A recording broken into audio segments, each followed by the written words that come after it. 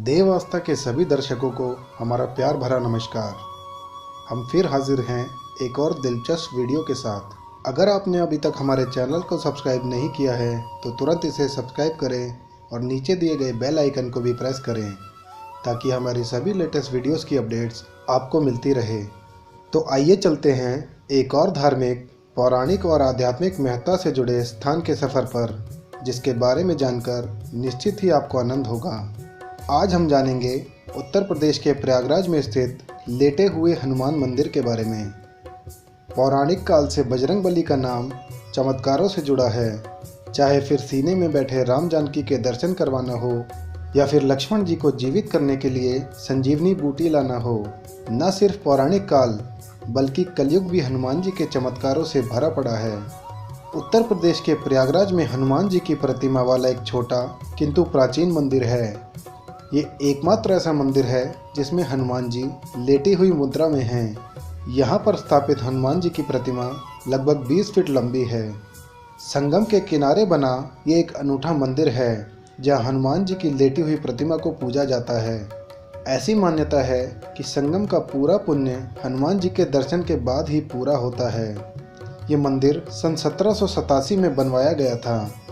हनुमान जी की लेटी हुई मूर्ति के पास ही श्री राम और लक्ष्मण जी की भी मूर्तियां हैं। संगम के किनारे बने इस मंदिर की आस्था दूर दूर से भक्तों को यहाँ खींच हिलाती है। लेटे हुए हनुमान जी के मंदिर के विषय में कई प्रचलित कथाएं हैं, जिसमें एक कथा के अनुसार एक बार हनुमान जी के एक परम भक्त व्यापारी हनुमान जी की भव्य मूर्ति लेकर जलमार्ग से चला आ रहा था और जब वह अपनी नाव लिए प्रयाग के समीप पहुंचा तो उसकी नाव धीरे धीरे भारी होने लगी तथा संगम के नज़दीक पहुंचकर यमुना जी के जल में डूब गई। कालांतर में कुछ समय बाद जब यमुना जी के जल की धारा ने कुछ राह बदली तो वह मूर्ति दिखाई पड़ी। उस समय मुसलमान शासक अकबर का शासन चल रहा था। उसने हिंदुओं का दिल जीतने के लिए और अंदर से इस इच्छा से कि यदि वास्तव में हनुमान जी इतने प्रभावशाली हैं तो वह मेरी भी रक्षा करेंगे, यह सोचकर उनकी स्थापना अपने किले के ही समीप करवा दी। एक और कहानी के अनुसार त्रेता युग में जब हनुमान जी ने गुरु सूर्यदेव से अपनी शिक्षा दीक्षा पूरी करके विदा ली तो गुरु दक्षिणा की बात चली। भगवान सूर्य ने हनुमान जी से कहा कि जब समय आएगा वो दक्षिणा मांग लेंगे। इस पर हनुमान जी ने तत्काल कुछ देने पर जोर दिया। तब भगवान सूर्य ने कहा कि मेरे वंश में अवतरित अयोध्या के राजा दशरथ के पुत्र राम अपने भाई लक्ष्मण एवं पत्नी सीता के साथ प्रारब्ध के भोग के कारण वनवास को प्राप्त हुए हैं। वन में उन्हें कोई कठिनाई न हो या कोई राक्षस उनको कष्ट न पहुंचाए, इसका ध्यान रखना। तब हनुमान जी अयोध्या की तरफ चल दिए। उन्हें देख भगवान राम ने सोचा कि यदि हनुमान ही सब राक्षसों का संहार कर डालेंगे तो मेरे अवतार का उद्देश्य समाप्त हो जाएगा।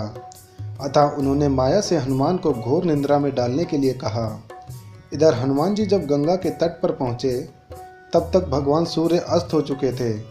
हनुमान जी ने माता गंगा को प्रणाम किया और रात में नदी नहीं लांघते यह सोचकर वहीं रात व्यतीत करने का निर्णय लिया। इसके बाद वो माया के वशीभूत होकर गहन निंद्रा में सो गए। एक और मान्यता के अनुसार लंका विजय के बाद बजरंगबली जब अपार कष्ट से पीड़ित होकर मरणासन अवस्था में पहुंच गए थे तो माँ जानकी ने इसी जगह पर उन्हें अपना सिंदूर देकर नया जीवन और हमेशा आरोग्य व चिरायु रहने का आशीर्वाद देते हुए कहा कि जो भी इस त्रिवेणी तट पर संगम स्नान पर आएगा उसको संगम स्नान का असली फल तभी मिलेगा जब वह हनुमान जी के दर्शन करेगा। लोगों का कहना है कि इस मंदिर में हनुमान जी को हर साल गंगा जी खुद स्नान कराने आती हैं। दरअसल जब गंगा में बाढ़ आती है तो बाढ़ का पानी लेटे हुए हनुमान जी के मंदिर तक भी पहुंचता है। मान्यता है कि जिस समय गंगा के आसपास के गांव वे सारी चीज़ें पानी में डूब जाती हैं और नदी पूरे उफान पर रहती है, उस समय लेटे हुए हनुमान जी के मंदिर में भी यह पानी भर जाता है। जब गंगा का पानी हनुमान जी की मूर्ति को छूता है उसके बाद बाढ़ का पानी खुद ब खुद घटने लगता है। तो ये थी लेटे हुए हनुमान मंदिर से जुड़ी कुछ खास बातें। आपको ये वीडियो कैसा लगा हमें ज़रूर बताएं व अपनी राय भी हमें अवश्य दें।